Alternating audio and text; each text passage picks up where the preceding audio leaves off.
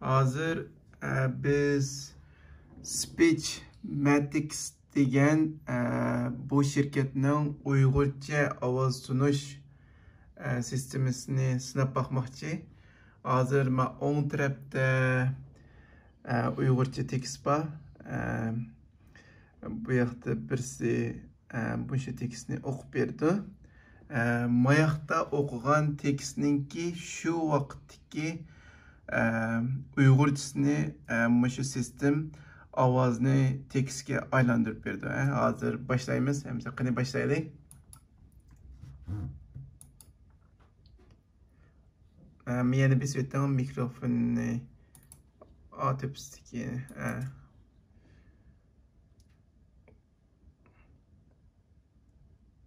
Başlasanız oldu. 1000 saatlik Uyg'urcha ochiq ovoz sandini qurish projekti. Hozirgi uchur davrda ovozni tekstga va tekstni ovozga aylantirish texnikasi dunyodagi har qanday til va davlat uchun eng muhim bo'lgan texnikalar hisoblanadi. Sun'iy aqlning taraqqiy qilishiga ergashib, ko'p qism tillar uchun bu texnikalar o'zlashib bo'ldi. Lekin afsuslanarligi Uyg'ur tili bu tillarning ichida emas. Bunun tüp sebebi yeterlik bir ochiq Uyg'urcha ovoz sondonining bo'lmaganligidandir. Bu masalani hal qilish uchun xalqimizning 10,000 saatlik Uyg'urcha ochiq ovoz sondon qurilishiga yordam qilishni umid qilamiz.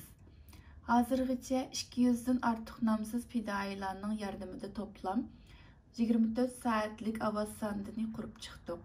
Lekin bir mukammal ovoz bir taraf qilish imtihoni uchun eng az 1000 saatlik bir sondon bo'lishi kerak. Bizga texmi ko'p fidoyilar lozim.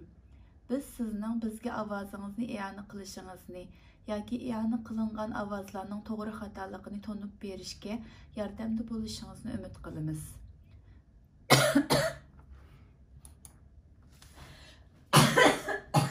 Mana bu asli tekst. Bu yoqda mana naq maydonda chiqarilgan tekst. Endi bu şirket bu sistemini işletishini kişiga ichibdi, pul to'layishlar, lekin shuni sinab baqsanglar bekorlik. Agar bu shunday bir sistemni o'zinglarningki yumshoq detaliga kirgizmoqchi bo'lsanglar, mana API nima beribdi. Pul to'lash orqali bu sistemni har xil yumshoq detallarga qo'shqili bo'ldi. Endi miyada bir eskartish, biz 2 yil burun shunday bir 1000 saatlik bir Uyg'urcha ovoz sondini qurish projektini boshlagan. Buna bugun biz shu sondonni qurishni boshlagan vaqtda shunday bir shirkatlarning shu sondondan foydalanib turib, shunday bir sistemni yasab chiqilganligiga ishongan. Hech qanday bir shirkat bizga shuni yasab beramiz demagan, lekin shunday bir sondon bo'lsa, chuqur bir shirkatning yasaganligiga ko'zimiz yetgandi. Mana bugun bu ko'p turyapmiz. Shunday bir sistem paydo bo'libdi. Bundan keyin bu sondonning